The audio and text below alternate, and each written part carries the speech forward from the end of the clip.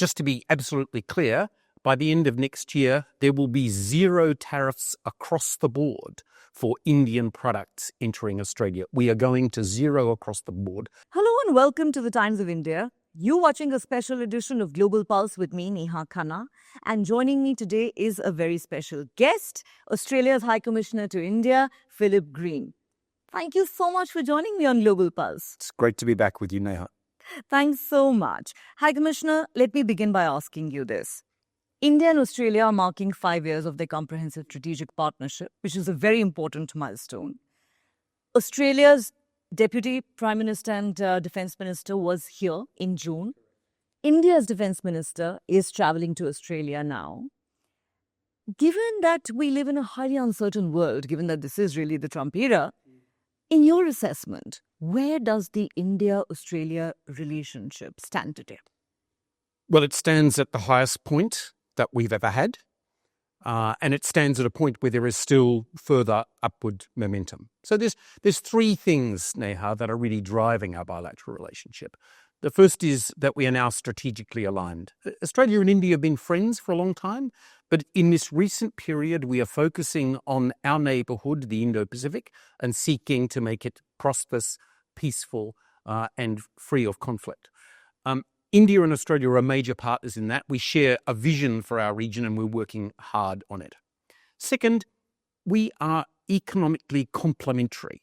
Australia produces the sort of things that India needs for the next phase of economic growth, whether that's high-quality energy or whether it's minerals, including critical minerals, whether it's high-quality tech, or whether it's skills and training for India's budding workforce. And the third feature that is really driving our bilateral relationship is what we call the human bridge. Now more than 1 million people who make Australia their home. And they're making an outsized contribution to Australia, are very welcome. And that is truly one of the things that is now at the heart of our bilateral relationship. So we're at the highest point we've ever been. We're not done yet. We think there's a number of things we can do, and we're very bright about the future. As you say, it's a complex global environment. It's the sort of environment where friends, partners, countries that share visions and have complementary interests should be working more closely together. Thank you for that overview, High Commissioner, and I will get into the specifics that you mentioned in just a moment. But before that, the big highlight this week. India's Defence Minister Rajnath Singh is travelling to Australia. And I believe the two countries are set to ink 3 agreements on information sharing, maritime security, and joint military activities. How significant do you believe this visit is, given that this is the first visit by an Indian Defence Minister to Australia under the Modi government since 2014? Well, this is the right development at the right time. Australia and India are becoming very much more close in terms of defence activity. We've tripled the number of bilateral exercises that our militaries do over the last 10 years. And Sri Rajnath Singh's visit to Australia is a palpable demonstration that India, like Australia, believes that this is a defence partnership that it's got a long way to go. We describe India now as a top-tier security partner. And we think India's role in the Indo-Pacific is vital for strategic balancing. So Sri Rajnath Singh's visit is a very important visit to us. He'll be warmly received by his counterpart, Richard Marles, who was here, as you say, just in June. And it's a sign that we're becoming much more close, including in sophisticated defence areas. Well, that certainly is an area where one can safely say there's a lot of scope for greater cooperation. Let's now talk about what is possibly the most discussed subject in the world today. Tariffs in the Trump era. Now, as you very well know, High Commissioner, Trump has slammed steep 50% tariffs on India, something that's caused a lot of heartburn here in New Delhi. Mercifully, though, the India-Australia tariff story is vastly different. We expect to see almost zero tariffs on Indian goods entering Australia from next year, and India's tariffs on Australian goods have also dropped.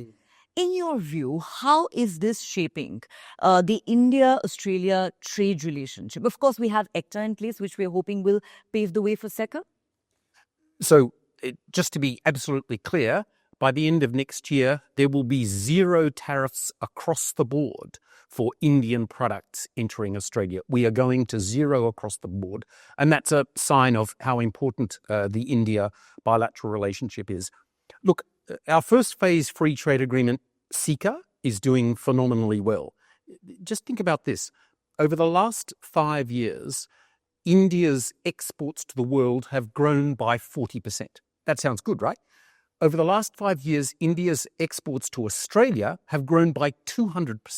So India is benefiting fivefold from its engagement with Australia than it is from the rest of the world. And that's not surprising because of the high level of complementarity between our economies and, frankly, because we have put a huge amount of effort into growing this bilateral economic relationship. We've got a new roadmap for our bilateral economic relationship between Australia and India. We have new resources to support trade delegations, more senior trade commissioners here who are able to navigate Australian business for India and Indian business for Australia. And we're seeing the rewards. Now, you're right to say we're not done yet.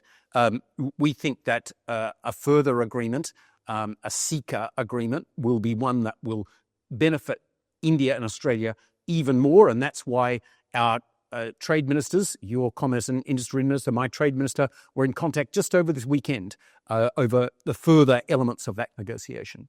And you're hopeful that could take shape soon enough? Well, look, I tell you what I'm focused on, Neha. I'm focused on the fact that we get a good deal. Timing is important, and obviously it would be nice if it happened soon. I don't disagree with that. But what we want is a deal that will last the ages and will truly benefit Australian and Indian businesses and Australian and Indian individuals. That's what we're focused on, a high-quality deal. Okay, let's certainly hope that we see one coming our way sooner rather than later. High Commissioner, I'll come back to the bilateral relationship in just a moment, but there is another issue that we need to talk about. Indications are there is unlikely to be a Quad summit this time around. And it's not very surprising given the growing tensions in the India-US relationship and President Trump's seeming unwillingness to travel to India at this point. But the question that then arises is, wouldn't that be a blow to the Quad? Doesn't the bloc then stand to diminish? Look, we've already had 2 very powerful meetings of the Quad this year at the foreign minister level. One immediately after the Trump administration was inaugurated and another one on the 1st of July. And the level of firm shared views between our foreign minister, yours, the American Secretary of State, and the Japanese were very, very strong. So I'm not concerned about the direction of the Quad. I think that we share a very strong vision for our region, and we share a determination to work together for peace and prosperity in it. Now, whether there's a Quad summit this year or not, that's a matter for the leaders themselves. Prime Minister Modi is the host of such a meeting. It's up to him to make arrangements for a meeting. What I can tell you is that Prime Minister Albanese will be very keen to meet his counterparts in the Quad whenever the next meeting is scheduled. Whenever. Well, that seems to be the operative word here. But High Commissioner, indulge me because I'd like to press you a little further on the issue of the Quad. There are many who are beginning to question the relevance of the alliance, especially at a time when Trump is seeking closer ties and a grand trade deal with China. There are some who actually believe Trump could very well sacrifice the Quad for a deal with China. What is your view? Each of us have important bilateral relations with China. We have seen India stabilize its bilateral relations with China over in recent months, just as Australia has been working for years now, with some success, to stabilize our bilateral relationship with China. I don't think there's any particular read-over from that for the Quad. The Quad is a grouping which is for things, not against things. We're for a stable order. We're for the rule of law in our region. We are for a region where countries can pursue their own sovereignty, whether they're large or small. Those are things that the 4 governments stand for. And as recently as the meeting that Secretary Rubio held on the 1st of July, they underlined that commitment. The Quad is an important forum for us, and it remains one. As questions are being raised about the relevance of Quad, There are indications that the US is reviewing AUKUS as well. It's hard to say where multilateral alliances stand at the moment, given how unpredictable and frankly transactional President Trump really is. How do you look at it? Mr. Trump indicated when he was a candidate that he was going to do things differently. And so we shouldn't be surprised that he is doing things differently. There's been a review of AUKUS by the United States. There's been quite a lot of fuss about it.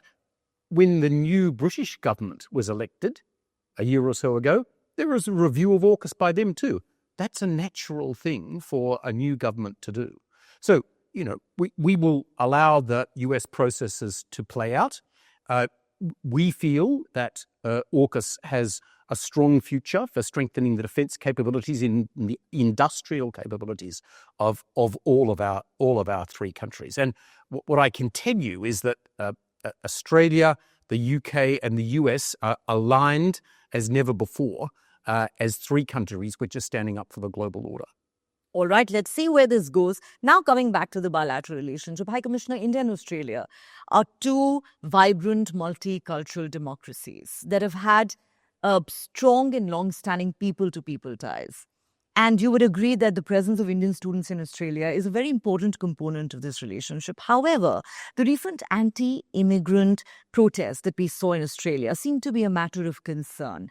Do you believe that Indian students and professionals need to worry about that? Has that of course, this is not something that's unique to Australia at all, but has that anti-immigrant sentiment that we have seen in your country in any way turned into an anti-India sentiment in your view?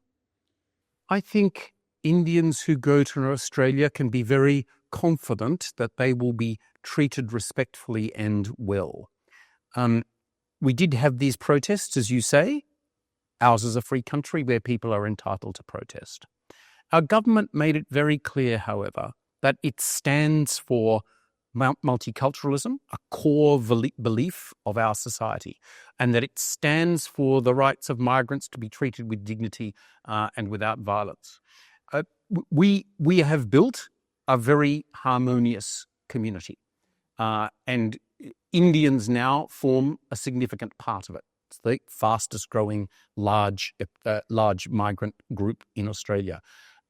Our government has been crystal clear that we are strong proponents of multiculturalism and we believe that migrants should be treated well. And by the way, the government of India has reflected that to us.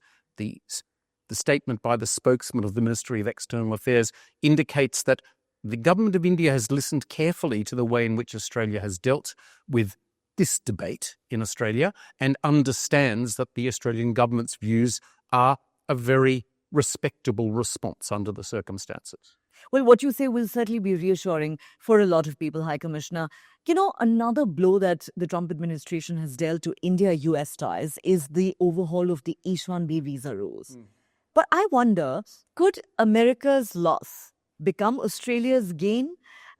Because a large number of Indian students and professionals are frankly looking for alternatives to the US at this point.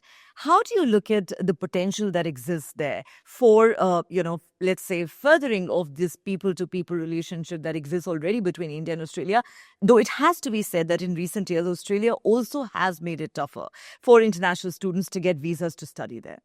So a few things there. I mean, you haven't mentioned cricket there yet, so let me, we're playing our own game. We're batting our own innings. We're not watching what the United States is doing. And for us, our policies remain stable and welcoming. We have now in excess of 135,000, 1.35 lakh Indian students in Australia at the moment, plus a large number of people who arrive every year as part of our various skills programs. That is going on. Indians will make a choice about what are the most welcoming and attractive destinations to choose to come as students or indeed for tourism or for work. We're confident about the offering that we have. We think that Australia is a lifestyle superpower, a great climate, people who are friendly and welcoming, an environment where Indians can enjoy themselves, not to mention a very first-class Australian education system.